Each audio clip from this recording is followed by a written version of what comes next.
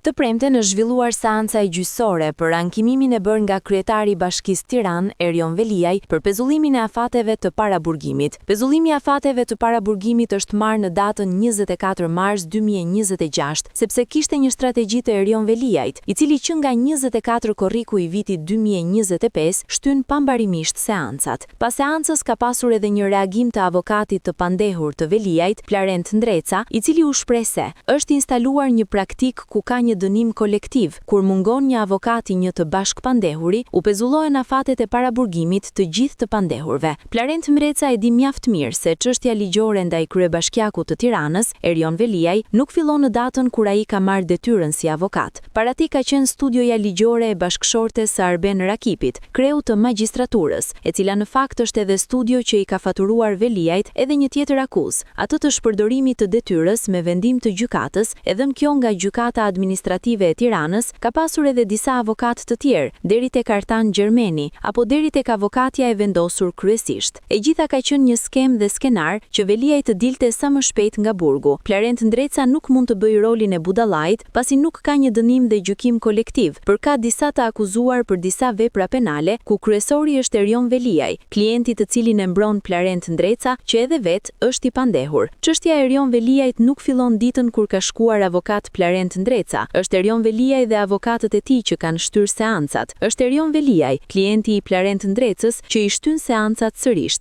Nuk i ka shtyr as gjykata dhe as spaku për qef, pasi njëherë nuk kishte avokat, njëherë nuk merrte njoftimin, njëherë na shkarkonte avokatin ose nuk jepte autorizimin. Këto janë shtyrje pafund të bëra nga Erion Veliaj me qëllim. Kjo e verifikuar, e saktësuar edhe juridikisht. Prandaj dhe gjykata i ka pezulluar afatet e paraburgimit, sepse nuk ka gjyqtar në botë të mos e kuptojë se Erion Veliaj nga korriku i vitit të shkuar shtyn pambarimisht me qëllim seancat në GKKO.